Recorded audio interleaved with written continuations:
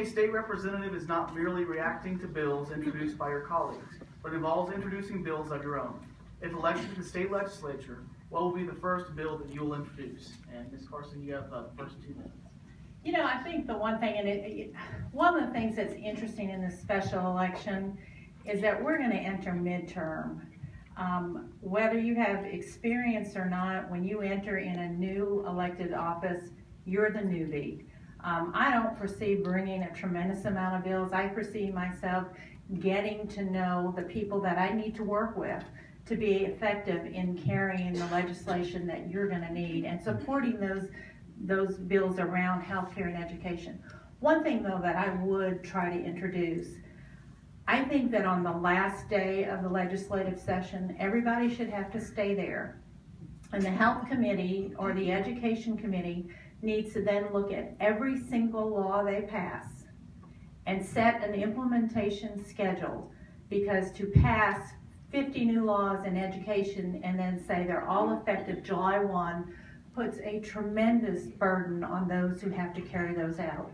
These last few years of ed reform have been very, very difficult for all of our school systems throughout the county, trying to react to be compliant with law. So I would try to get us to say, we're going to, at the end, look at the laws that we pass and let's come up with reasonable implementation schedules so they can be carried out effectively. You can have 20 great ideas, but if you try to implement them all at the same time, you lose tremendous ability to maximize the impact from those. The best advice I've gotten, if having the opportunity to serve, was from Roger Kane, State Representative Roger Kane. He said, God gave you 2 ears and 1 mouth. So if you have the opportunity to serve, he said, you just need to listen. He said it's extremely important that you listen before you make any steps and try to propose anything. He said people will be there. We'll be there to walk with you. We'll be there to be able to help you orient into the legislature. But coming into a mid-session, it's going to be a challenge. But there are a couple of things that are absolutely on my radar, things I've talked about. One stems from our experience in adoption.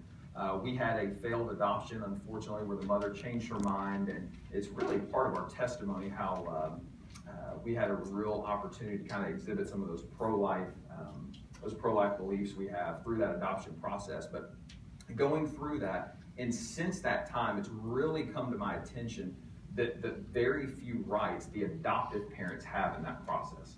And so that is definitely something that's on my radar. Again, how you go about taking those steps and how you go about bringing that legislation forward, that's something on my radar. And then number 2 is the Copeland cap. Most people don't realize Tennessee, unlike our federal government, Tennessee has a cap on spending. That was passed in 1978. The challenge is it only takes a majority of the legislature to go above that spending cap. And as resources become tighter, as maximizing those resources become more important, we need to strengthen that Copeland cap. A good start would be to require 2/3 of the legislature to approve going over that cap, because we need to make sure we're maximizing our resources. And again, unlike the federal government, we do have a cap now, but that needs to be strengthened. So there's always things on your radar, but those would be 2 things that I would definitely like to be having conversations about. 1 minute.